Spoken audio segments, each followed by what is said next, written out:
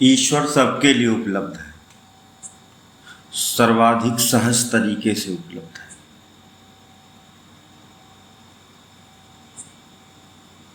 क्योंकि सर्वाधिक आवश्यक अगर कुछ है, परमावश्यक कुछ है, तो वो है परमात्मा।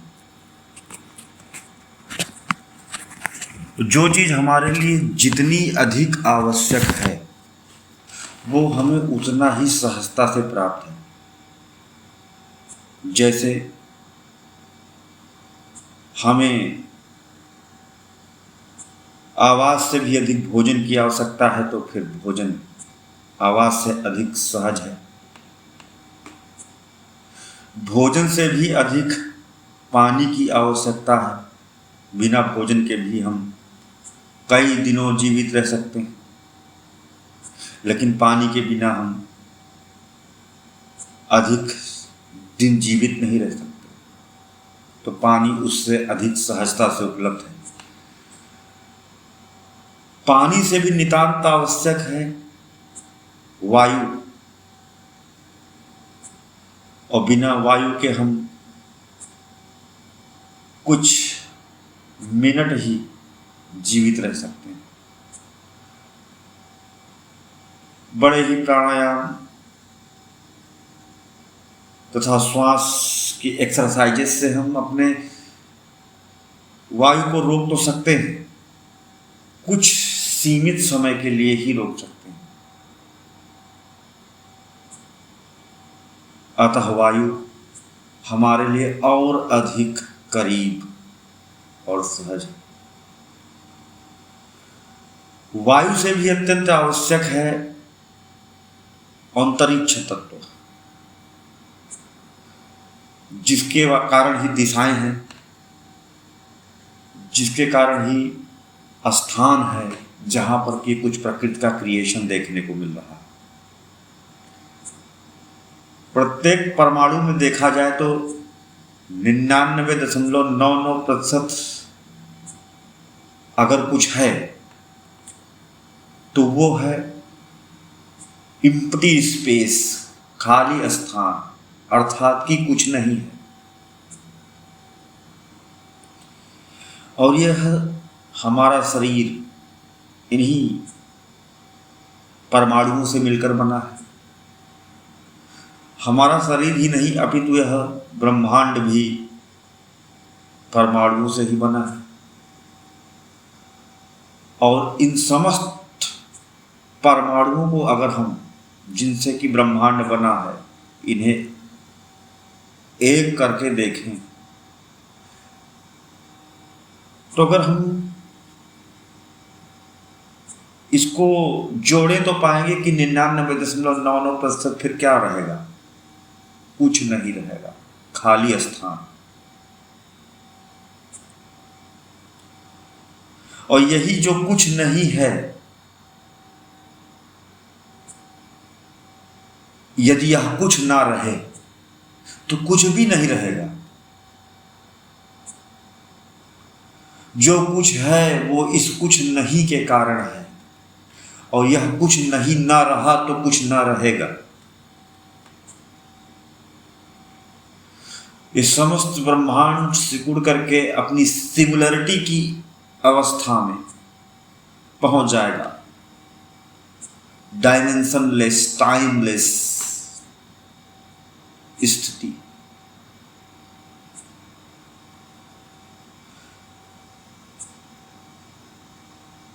तब ना हम रहेंगे, ना आप रहेंगे, ना कुछ रहेगा, सब एक ही में रहेगा।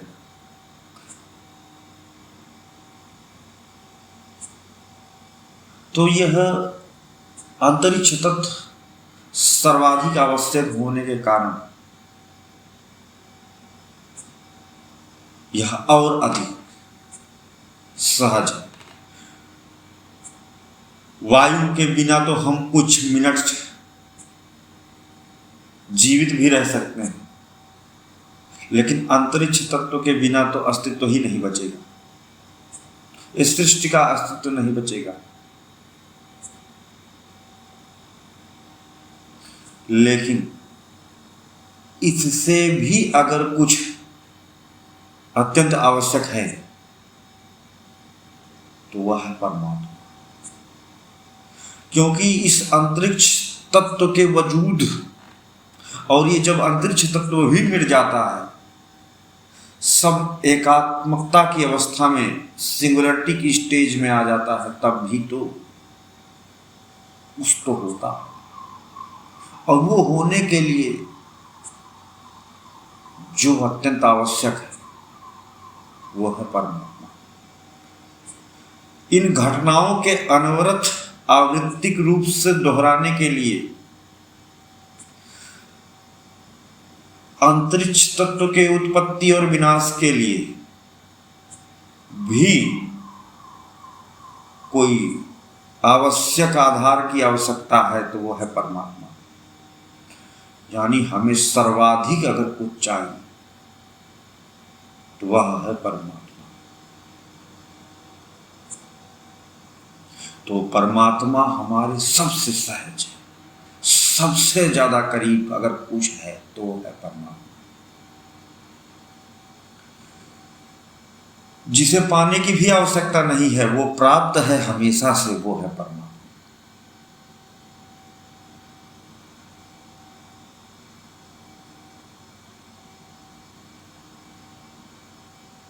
तो बात आती है कि हम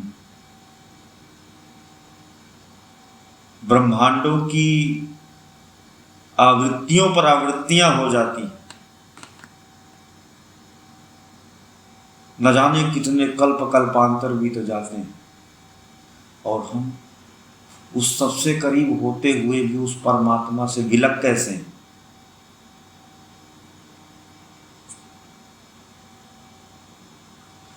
और जो सबसे रस सहज है वो सबसे ज्यादा दुर्लभ कैसे हो गया है। आखिर उस परम अगाध शांति को हम कैसे पाएं, उस परम चमत्कारिक को हम कैसे पाएं, उस प्रक्रिया विहीन परमात्मा को हम कैसे पाएं।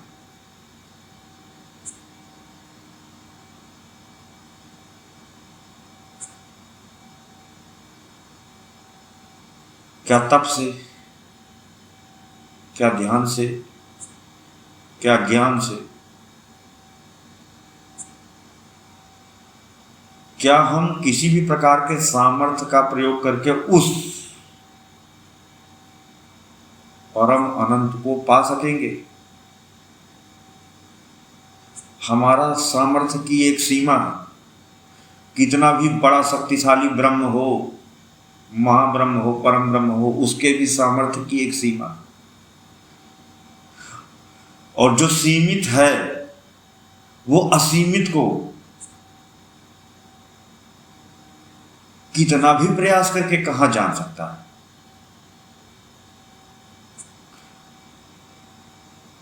तो हम कभी भी अपने प्रयास से परमात्मा को नहीं पा सकते। तो परमात्मा ने स्वयं व्यवस्था बनाई हुई, क्योंकि वो परम न्यायी है और परम कल्याणकारी है। सबको निस्वार्थ रूप से अगाध प्रेम करने वाला, बिना चाह के प्रेम करने वाला अगर अनंत सृष्टियों में कोई है तो परमात्मा है। तो वो अपने प्यारे बच्चों को, अपने प्यारे दोस्तों को,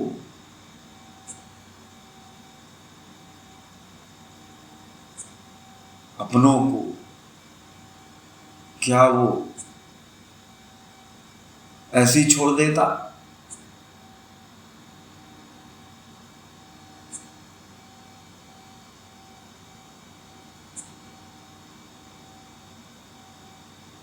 क्या उसे सबकी प्यास नहीं पता कि लोग जो बाहर ढूंढ रहे हैं किसी वस्तु में, किसी चीज में, किसी के शरीर में, और उसे पाने के बाद भी उन्हें लगता है कि नहीं, हमें तो कुछ और चाहिए। तो ये जो मन परेशान है, ये सिर्फ चाहता क्या है? ये सिर्फ उसी को चाहता है। ये हमेशा ज्यादा चाहता है, जो भी कुछ पाता है तो उससे अधिक चाहता है।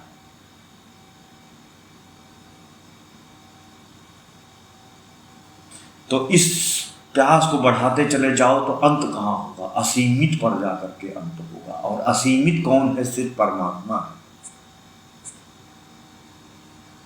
तो हमारी प्यास, हमारी तृष्णा गलत नहीं है, ये हमें उसी परमात्मा की ओर ही ले जाने के लिए।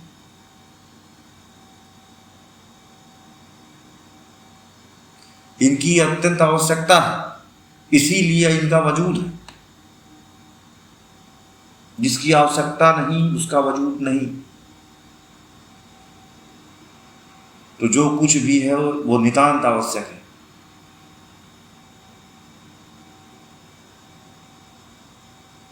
काम, क्रोध, मद, लोभ सब आवश्यक है, इसलिए है। ये प्रकृति द्वारा परमेश्वर की ओर ले जाने के लिए एक टीचिंग इंस्ट्रूमेंट्स हैं।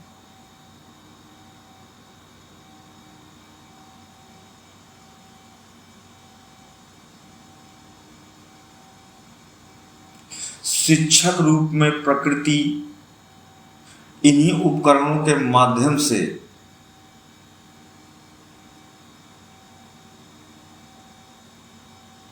आत्मज्ञान की ओर ले जाती।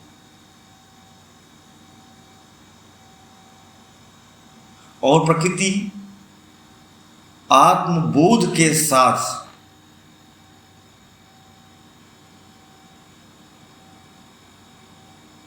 जीवन के वास्तविक ध्येय का भान करवाती।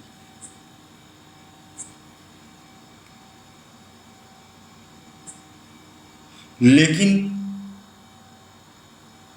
प्रकृति चाह करके भी कितना भी कर ले, वो परमात्मा के उस महान अस्तित्व से आपका संपर्क नहीं करवा सकती। वो सिर्फ शिक्षक के तौर पर कार्य कर सकती है।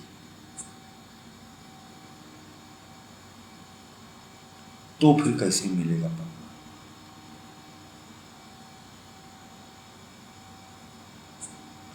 जब हम न तप से, न ध्यान से, न किसी कर्म से, न पूजा पाठ से, न हवन से,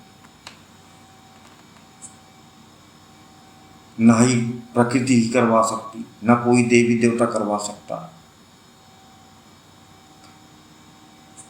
अरे वो खुद प्यासे हैं, तो कैसे?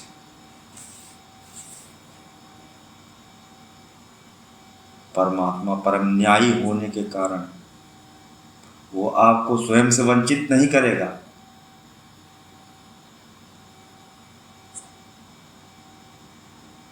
तो उसने सारी व्यवस्था पहले से ही बना रखी।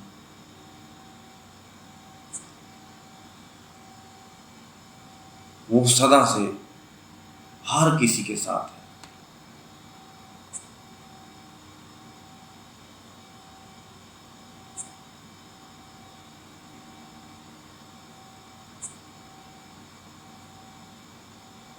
परमात्मा असीमित है, अनंत है, और उसे ऐसे कैसे हम जान समझ सकते हैं जब तक कि वो खुद ही ना जन्माए।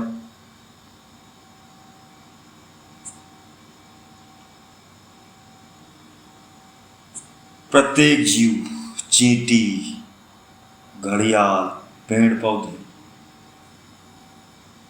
पंछी, कीड़े मकोड़े, मनुष्य, देवता, गंधर्व, नाग, किन्नर, यक्ष, सब के सब एक दूसरे से किसी न किसी माध्यम से कम्युनिकेट करते हैं, संवाद करते हैं। और उन संवाद से, उस संचार तंत्र से वो नए अनुभवों को ग्रहण करते हैं, कुछ नया जानते और सीखते हैं। उससे उनका जो ज्ञान है और अधिक बलवान होता है, मजबूत होता जाता है।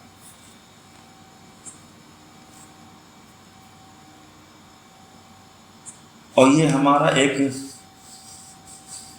बेसिक नेचुरल डॉक्ट्रिन समझ लीजिए, जिससे कि हमारा ज्ञान मजबूत होता है। जैसे हम लोग अपने बड़ों से सीखते हैं, माता पिता से सीखते हैं, गुरुजनों से सीखते हैं, दोस्तों से सीखते हैं,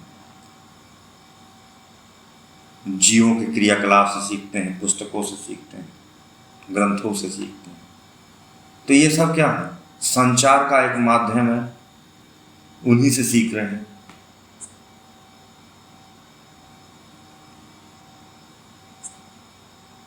पर सब में कहीं ना कहीं समय के साथ मिलावट है, अपूर्णता है। पूर्ण आनंद नहीं, तभी तो हमारी प्यास नहीं मिटती।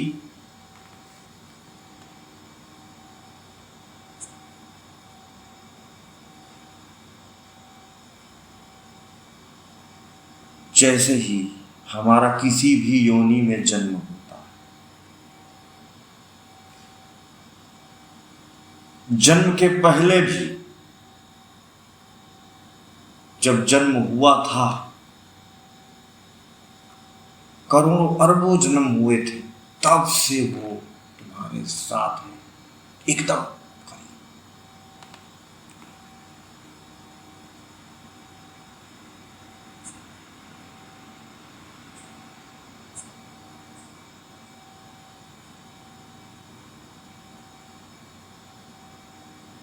अलग अलग योनियों में जन्म लेते हैं, अलग अलग तरह के विचार, भावनाएं, सोचने समझने की क्षमता विकसित होती है। उसी के हिसाब से वो आपको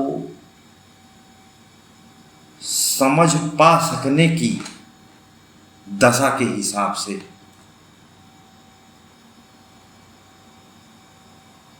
आप जिस भाषा में संवाद कर सकते हैं, जिन माध्यमों से आप समझ सकते हैं, उस तरीके से आपके एकदम करीब है, और वो आपका एकदम हाईली पर्सनलाइज्ड है। इन्हें मामेश्वर के नाम से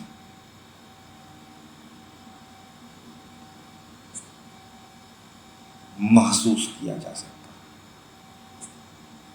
परमेश्वर अनंत है, उसे नहीं जाना जा सकता। तो परमात्मा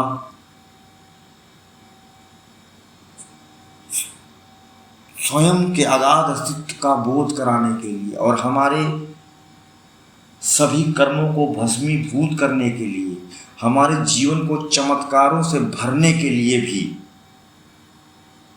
सभी जीवों के साथ पर्सनलाइज्ड खड़ा है, और वो उस जीव का मामेश्वर है।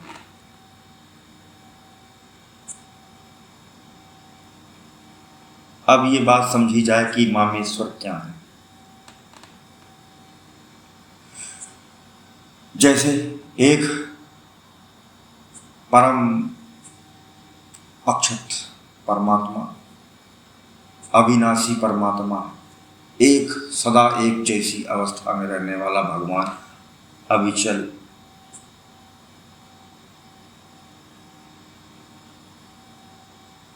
तो उसको कोई जीव नहीं जान सकता।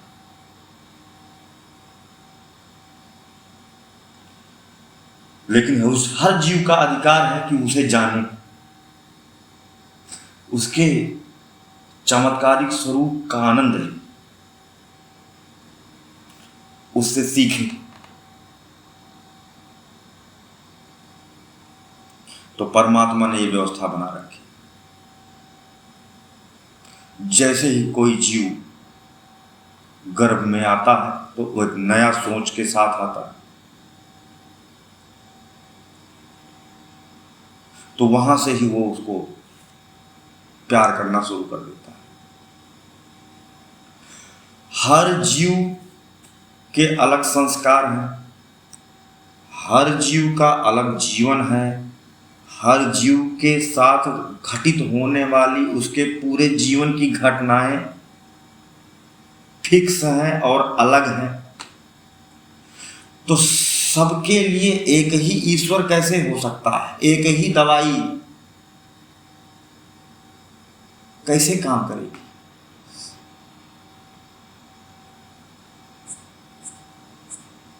सबकी बीमारियां अलग हैं,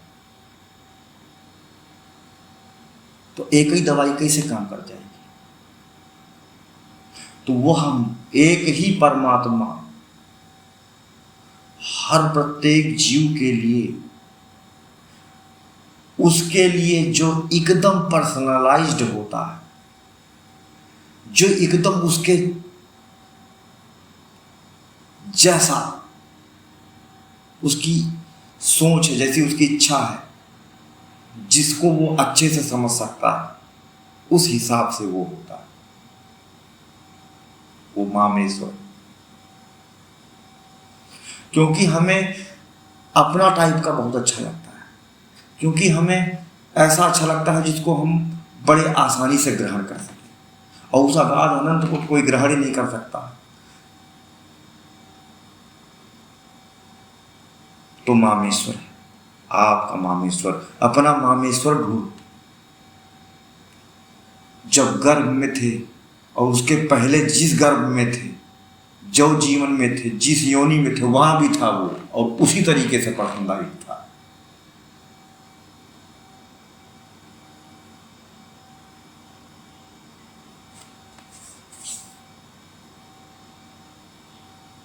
तो कैसे?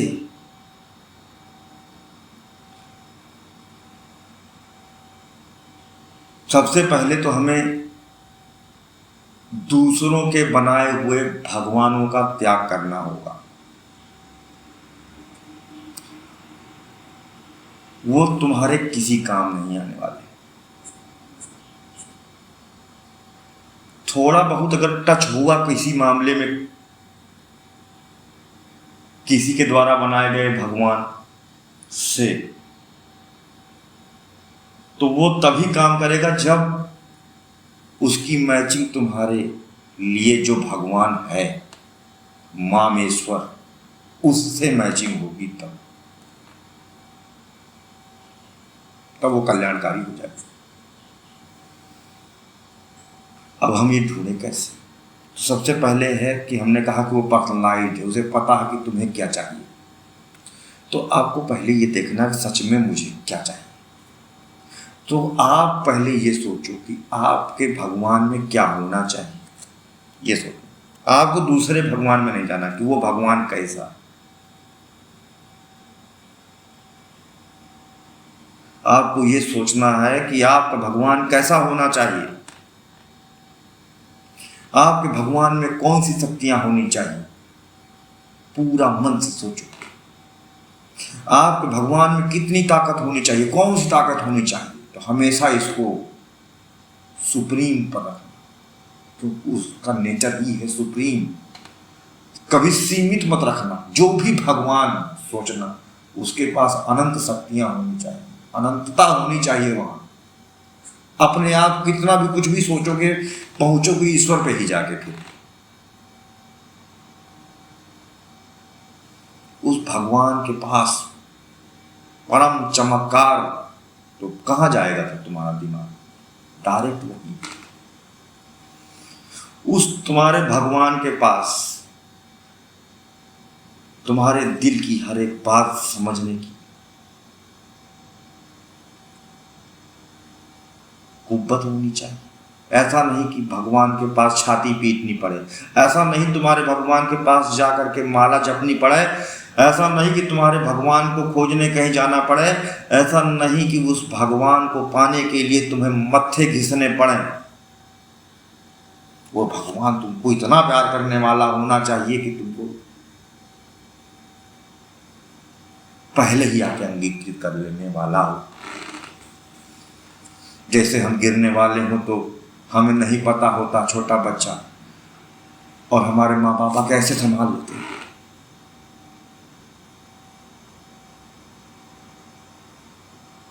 ऐसा होना चाहिए। सोचो, बनाओ अपना मामेश्वर। अब आपको जैसा जैसा पसंद था वैसा वैसा आपने एक भगवान के बारे में सोचा। अब एक चीज और, उस परम अनाम को, उस परम नाम रहित परमात्मा को तो कोई नाम नहीं दिया जा सकता, लेकिन अब क्योंकि वो भगवान, अब आपको ईर्ष्या भी नहीं होगी, क्योंकि वो भगवान सिर्फ आपके लिए highly personalised god are you.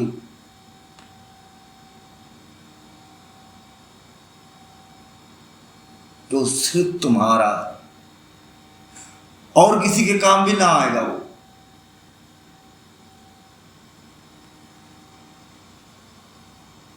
अब जैसे ही आप ऐसी परिकल्पना करते हो, आप तुरंत अपने मामेश्वर से जुड़ जाते हो।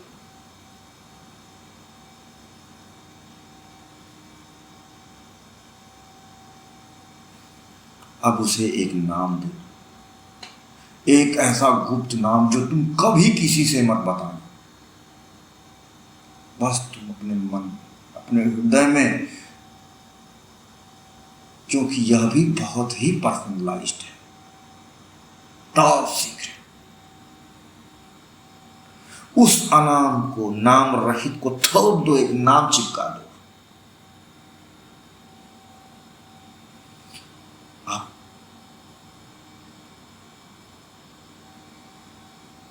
आप अपने मामेश्वर से जुड़ जाओ।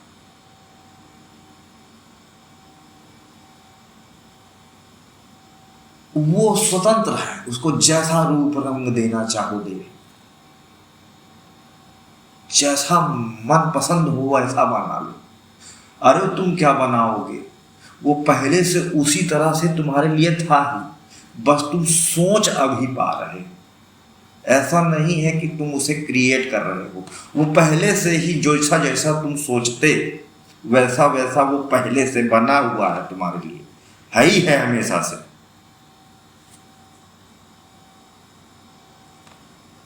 सोचने में देर की गई, वो तो इंतजार ही कर रहा है कब ऐसे सोचोगे कि मैं तुम्हें मिलूं।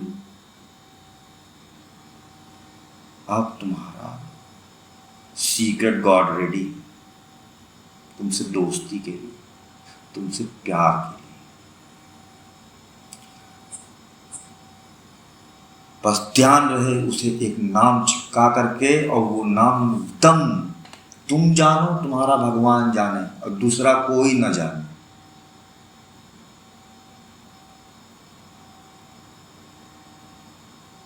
इसका बहुत खास ध्यान रखना, क्योंकि वो मामेश्वर है, वो सिर्फ तुम्हारा ईश्वर है, वो सिर्फ तुम्हारे कल्याण के लिए बना है,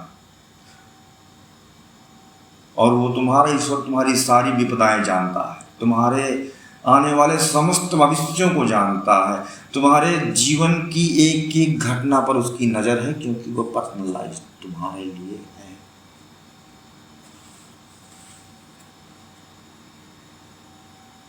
अब तुम बड़े ही आराम से उसके दोस्त बन जाओ, हर पल वो तुमसे बात करे। कैसे? जो भी मन में विचार बेपर्दा होकर के खुला निसंकोच, क्योंकि वो तो तुम्हारे लिए है ना, तो तुमसे सनम क्या पर्दा, बिना संकोच के जो मन में हो एकदम स्पष्ट।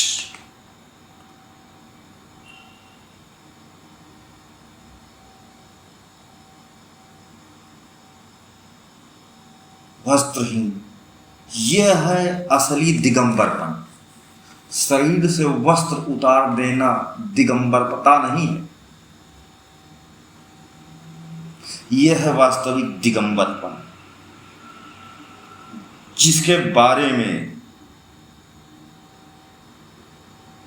जैन धर्म के महान तीर्थंकरों ने भी बताया। उसी बात को समझने के लिए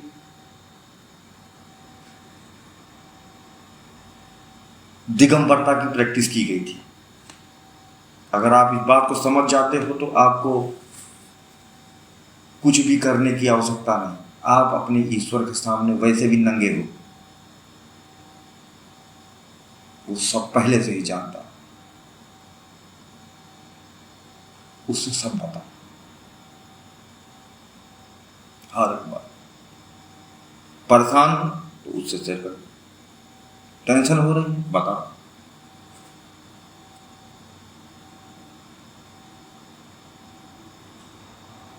रोने का मन कर रहा है रो लो, हंसने का मन कर रहा है हंसो, वो भी तुम्हारे साथ हट खेलिए।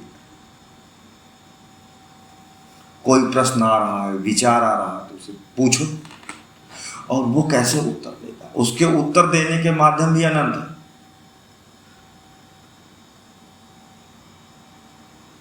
You have infinite tools to communicate with you. वो किसी भी माध्यम से आपको प्रति उत्तर दे देगा। कोई घटना जीवन में घटित करा करके सीख दे देगा, किसी मित्र के माध्यम से संदेश दे देगा, कोई पुस्तक अचानक से आंखों के सामने आ जाएगी, उससे आपके प्रश्नों को उत्तर दे देगा, पंछियों के माध्यम से उत्तर दे देगा, फूलों की सुगंध से उत्तर दे देगा, सूर्य की गर्मी से उत्तर दे देगा, कहीं से भी वो तुम्हें सिखा देगा, या फिर बिना बोले ही आत्मा से ही उत्तर दे देगा। प्रश्न उठेंगे और अपने आप ही समाप्त हो जाएंगे।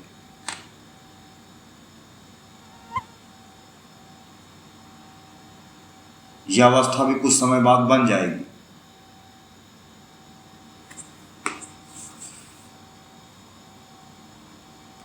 और फिर देखो, ये तुम्हारे जीवन की सारी फिक्स घटनाओं को तुम्हारा भगवान प्रकृति के द्वारा, तुम्हारे कर्मों के द्वारा जो कुछ घटित होना है, जो न जाने अनंतों जन्म से कितने सारे कर्मों का पहाड़ लेकर के घूम रहे हो, और उनके कारण जो घटनाएं निश्चित हुई हैं, जो भटकाव हो रहा है, जो दर्द झेलो, देखो तुम्हारा मामेश्वर तुमको कैसे वहां से खींच के निकाल देगा कि प्रकृति को भी नहीं पता चलेगा कि ये हुआ कैसे।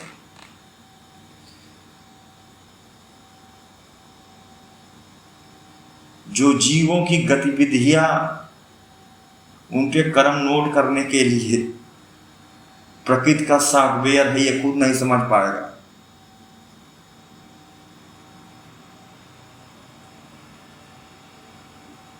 तुम्हारा मामेश्वर देखो क्या करता है।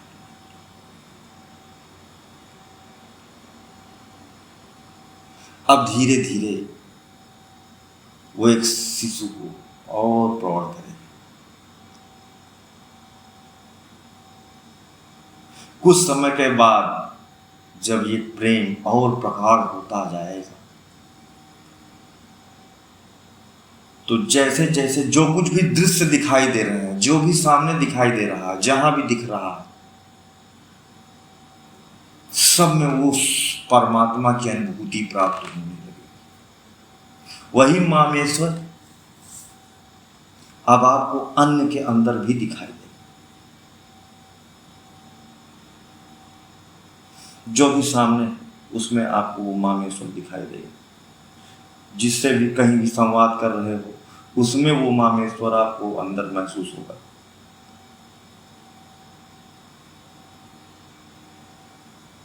अब इस स्थिति में वो मामेश्वर आपका दृश्येश्वर बन जाता है। अब वो आपका हाईली पर्सनलाइज्ड गॉड, जिस दृश्य को आप देख रहे हो उस दृश्य में उतर जाता है। ऐसी स्थिति में दृश्य सिद्धि अनायास ही प्राप्त हो जाती है। कोई परम संघारक जीव भी आपकी आंखों के सामने होगा,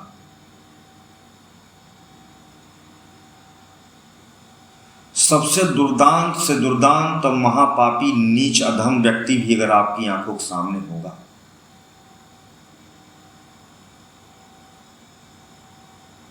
तो वो अब आपके लिए परम कल्याणकारी होगा,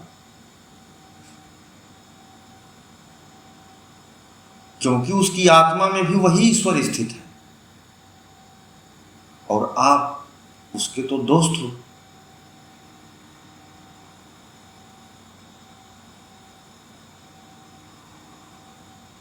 सृष्टि में कुछ भी आपको ऐसा ना रह जाएगा कि आपके ऊपर नकारात्मक प्रभाव डाले। अगर कुछ नकारात्मक होता भी है थोड़ा, तो वो आपको सीख देने के लिए, वो आपको और प्रौढ़ करने के लिए।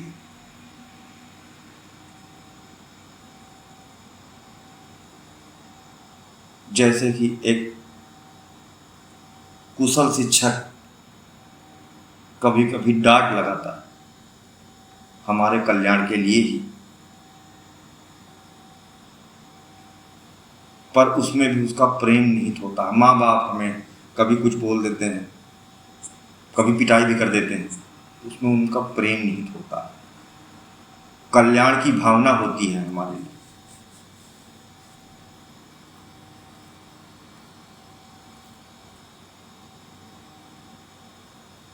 आसमान देखा तो आसमान में वही, धरती को स्पर्श किया तो धरती में ही वही, सामने कोई मिला तो उसमें भी वही।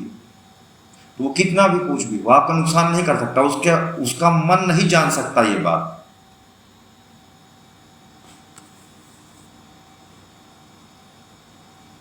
उसके समझ के परे है ये सब। वो जैसा है वो तो वैसा ही है, लेकिन वो चाह करके भी आपको क्षति नहीं पहुंचा सकता।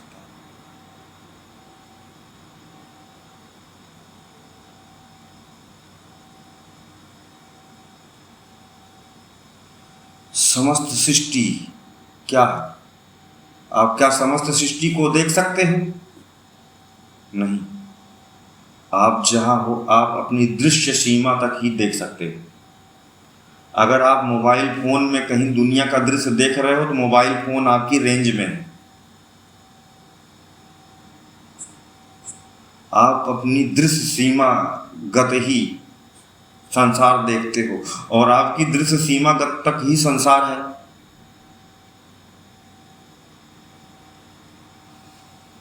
और आपको स्वतः ही परमात्मा की कृपा से जब ये दृश्य सिद्धि प्राप्त होती है, तो आपका समस्त जीवन कल्याणकारी हो जाता है।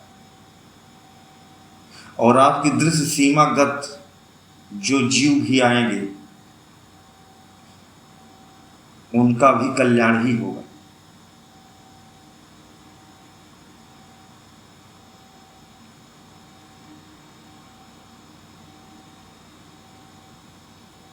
आपके मामेश्वर की कृपा उस पर भी बरसे कि वो अपने मामेश्वर को ढूंढ सके, क्योंकि वो मामेश्वर परमेश्वर ही है और सबके लिए पर्सनलाइज्ड भी है। वो एक ही अनंत है। प्रत्येक जीव डिफरेंट है, तो उसके लिए परमात्मा भी एक होते हुए भी अनंत रूप वाला है। और ये भेद प्रकृति नहीं जान सकती,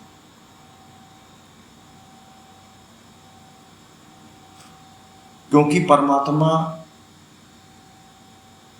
प्रकृति के परे है। कोई भी प्रकृति की ज्ञानेंद्रिय, कोई भी देवी देवता उस मामेश्वर को डिटेक्ट नहीं कर सकता, परमेश्वर को डिटेक्ट नहीं कर सकता। हाँ, वो अपने वाली मामेश्वर को ढूंढे।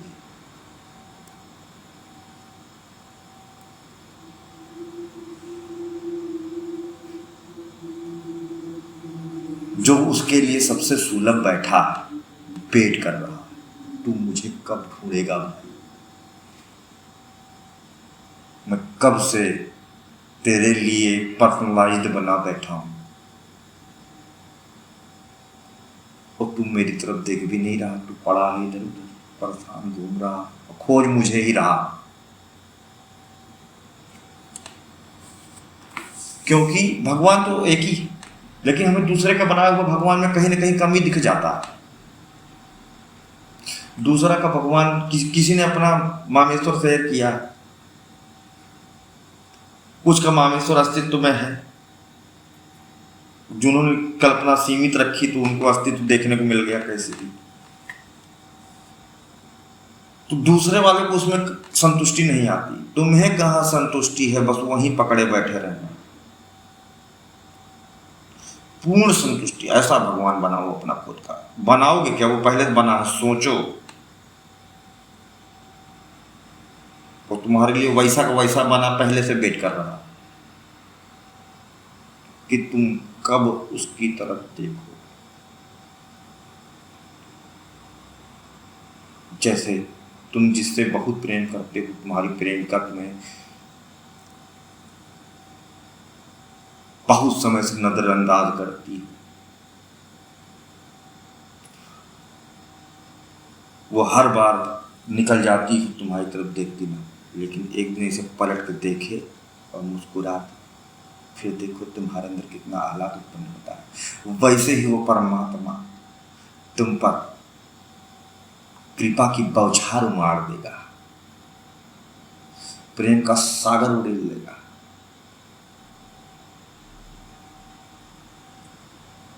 आज तुम भगवान से मिलोगे अपने, और इस मिलन से कोई ऐसी ब्रह्मांडीय शक्ति वजूद में ही नहीं आ सकती जो आपको रोक सके। परम चुंबक जो बीच में आएगा नष्ट हो जाएगा।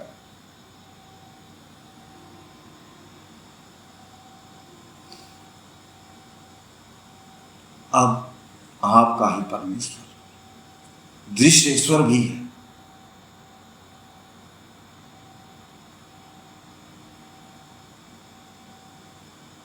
सकल दृष्टि में वही ईश्वर विराजता है।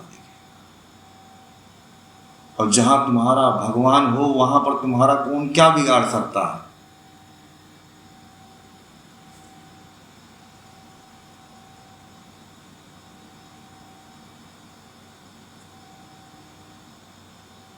सकल सृष्टि में आप जहां जाओगे उसी को पाओगे।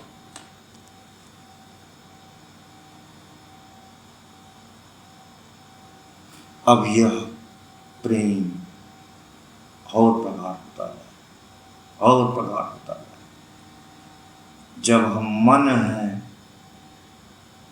तो मामेश्वर है, जब हम दृश्य हैं, जब हम उस दृश्य का भाग हैं,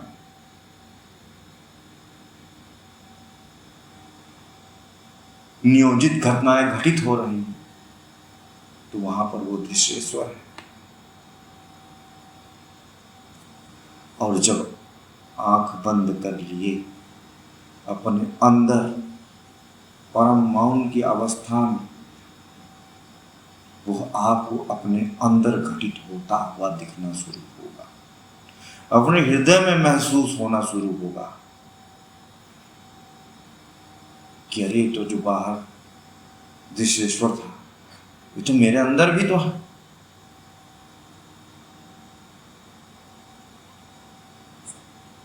बाहरी दृश्य समाप्त तो अपने अंदर जागता हुआ वो भगवान दिखेगा। ये तुम्हारा आत्मेश्वर है। अब अपनी आत्मा में स्थित होने के बाद वो परम मौन दशा, परम आनंद दशा, अब एक ऐसी अवस्था जो अटूट है, क्योंकि तुम मामेश्वर को भूल जाते थे। जब कष्ट में होते थे तब भी उसको याद करते थे। दृष्टेश्वर को भी भूल जाते थे, क्योंकि अन्य चीजें आपको आकर्षित कर लेती थी। वो भावना परमानेंट नहीं बन पाती थी, वो टूट जाती थी, बार बार विचलित हो जाती थी।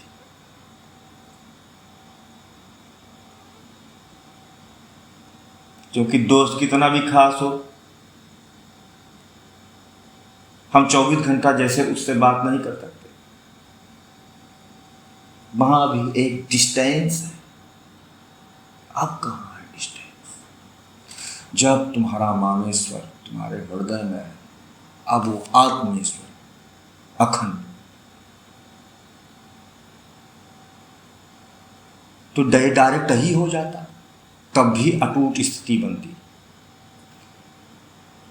क्योंकि तब बाहर की घटनाएं हमारी इस अंदर के मौन को तोड़ देती। इस अवस्था में बाहर की जो माया है, बाहर के जो दृश्य हमें विचलित कर देते। तब हमारे अंदर के आत्मेश्वर से हमारा कनेक्शन उस समय हट जाता। हमारा जो मौनवत आनंद था, ये ऐसा मौन आनंद कि बोलते हुए भी ना बोलने जैसा आनंद, कि बोल भी रहे हैं और नहीं बोल रहे हैं। ये शाब्दिक मौन जैसा नहीं। शाब्दिक मौन पानी, परमात्मिक मौन अमृत, लेकिन वो भी परमानेंसी नहीं पाता। बाहर की घटनाएं, बाहर के कर्म, बाहर की जिम्मेदारियां इस मौन में व्यवधान उत्पन्न कर देती। लेकिन अब नहीं होगा। अब परमानेंसी आएगी। कैसे? जब हम मन में कल्पना परिकल्पना कर रहे होंगे तो वहां मामेश्वर बैठा सुन रहा होगा।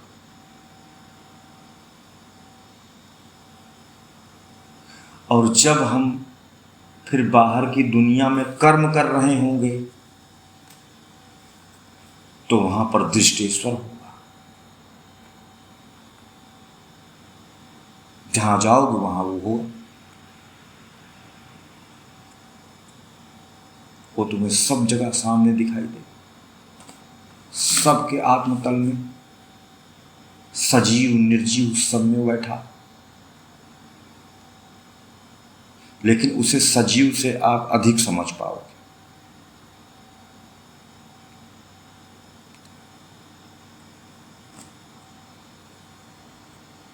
क्योंकि आपको संवाद अपेक्षित रहता है।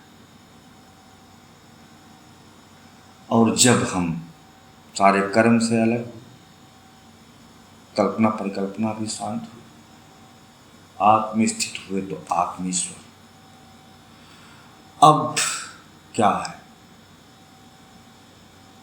परमानेंट वही। अब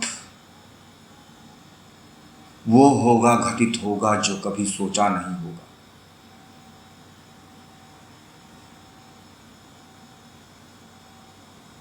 वो अकल्पनीय, वह अनंत, भीतर बाहर सब जगह। उस अमर की अखंड शांति सदा के लिए आप में विराजमान। और उस दशा में अगर आप हंस रहे हो, रो रहे हो, बदमाशी भी कर रहे हो, तो बस वो हो रहा है। आप अंदर से परम शांत।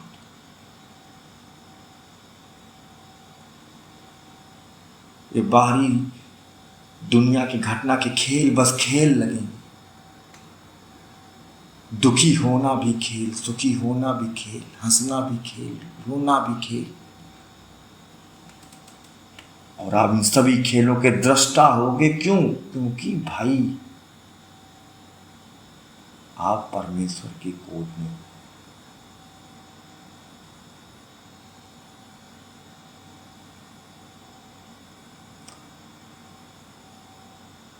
बच्चा कितना भी महान बाप का, लेकिन हटखेलियां तो करेगा, उसका बनता है।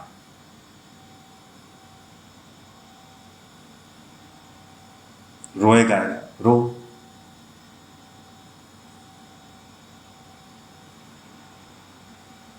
अब बस ये सब एक खेल है।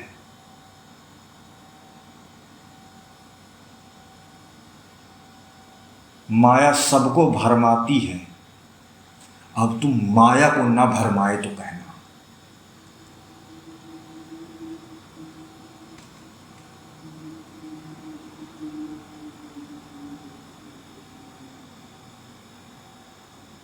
जाओ ढूंढ लो अपने मामेश्वर,